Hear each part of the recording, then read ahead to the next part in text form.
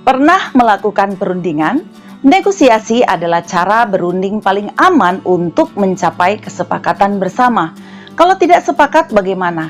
Jangan kemana-mana.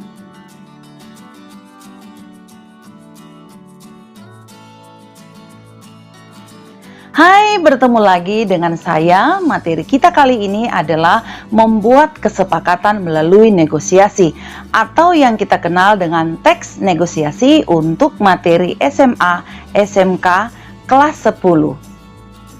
Nah, apa yang dimaksud dengan negosiasi? Negosiasi adalah proses tawar-menawar dengan jalan berunding untuk mencapai kesepakatan bersama antara satu pihak atau kelompok atau organisasi dengan pihak lain. Atau negosiasi adalah perundingan untuk mencapai kesepakatan ya singkatnya. Nah, pendeknya seperti ini. Ibu-ibu pergi ke pasar atau kita pergi ke mall, maunya barang ditawar dengan harga yang murah tentunya agar bersahabat dengan kantong kita. Nah, perlu keahlian negosiasi kan? Atau nantinya Anda mempunyai perusahaan atau bidang bisnis lainnya, maka keahlian negosiasi sangat menentukan nasib bisnis Anda. Jadi, perlu Anda mempelajari mengenai negosiasi. Nah, pada materi kelas 10, di sini terdapat pada buku kementerian yang bisa Anda unduh melalui Play Store, terdapat peta konsep untuk materi negosiasi yang terbagi di dalam 4 bagian, yang masing-masing 4 bagian itu terbagi ke dalam beberapa indikator yang bisa Anda lihat di layar kaca Anda. Nah, pada materi kita kali ini saya akan membahas pada bagian A, mengevaluasi teks negosiasi secara lisan maupun tertulis. Nah, adapun indikator pada bagian ini terdiri atas 1. Merumuskan ciri teks negosiasi. 2. Menjelaskan cara menyampaikan pengajuan dan penawaran. 3. Menjelaskan syarat tercapainya persetujuan atau kesepakatan tentunya. Nah, di layar kaca Anda terdapat teks negosiasi yang bisa Anda lihat pada halaman 151. Saya baca ya pada teks yang di sini atau bisa Anda lihat di layar kaca Anda. Nah, sini saya contohkan untuk teksnya. Misalnya ada pembeli dan penjual. Dan biasa ibu-ibu dapati teks ini ketika ibu-ibu mau membeli barang di pasar. Misalnya saya baca, Anda bisa menjadi penjual, saya pembelinya. Tapi untuk kali ini saya baca semua ya. Nah, pembeli. Berapa harga sekilo mangga ini, Bang? Penjual.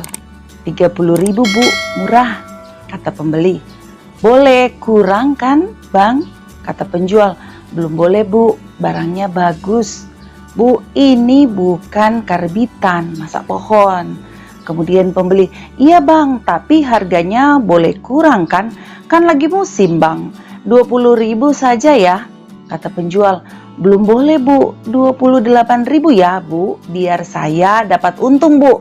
Nah, kata pembeli, baiklah, tapi saya boleh pilih sendiri kan Bang? Maunya ya. Penjual, asal jangan pilih yang besar-besar Bu, nanti saya bisa rugi. Kata pembeli, iya Bang, yang penting saya dapat mangga yang bagus dan tidak busuk. Ya, kata penjual, saya jamin Bu, kalau ada yang busuk boleh ditukarkan. Nah, kata pembeli, baiklah, saya ambil 3 kilo ya Pak.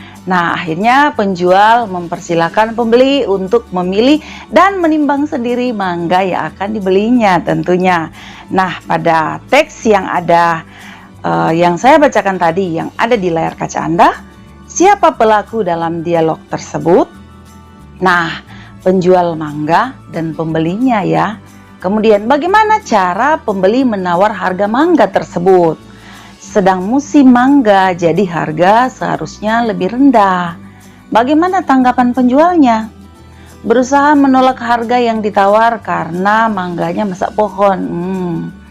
Apakah pada akhir dialog terjadi kesepakatan antara penjual dan pembeli? Terjadi dong kesepakatan walau harga tidak setinggi harapan penjual dan tidak serendah harapan pembeli tentunya ya. Bagaimana kesepakatan terjadi? penjual mengizinkan ibu itu memilih mangga yang akan dibeli asal bukan yang besar-besar. Nah, dari teks negosiasi kita sudah membahas apa yang ada di dalam teks itu. Nah, kali ini kita akan bahas masing-masing indikator pada bagian A.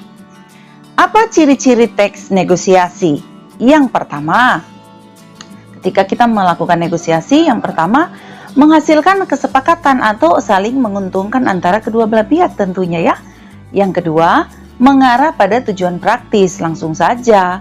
Nomor 3, prioritaskan kepentingan bersama antara penjual dan pembeli tentunya. Keempat, merupakan sarana untuk menyelesaikan ya negosiasi. Berikutnya, bagaimana cara menyampaikan pengajuan dan penawaran? Anda sudah lihat tadi kan pada contoh teks negosiasi. Yang pertama, dilakukan dengan santun. Kedua, tidak menekan atau memaksa pihak lain. Yang ketiga, sertai alasan untuk membujuk pihak lain tentunya, seperti yang Anda lihat tadi.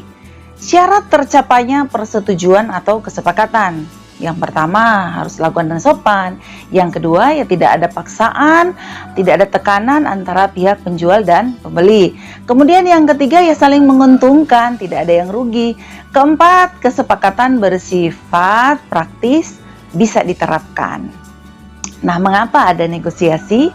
Untuk mendapatkan atau mencapai kata sepakat yang mengandung kesamaan persepsi dari kedua pihak. Nah, tujuan teks negosiasi atau tujuan kita mengadakan negosiasi adalah 1. Untuk mencapai kesepakatan yang memiliki kesamaan persepsi, saling pengertian, dan persetujuan. Yang kedua, untuk mencapai penyelesaian atau jalan keluar dari masalah yang dihadapi secara bersama.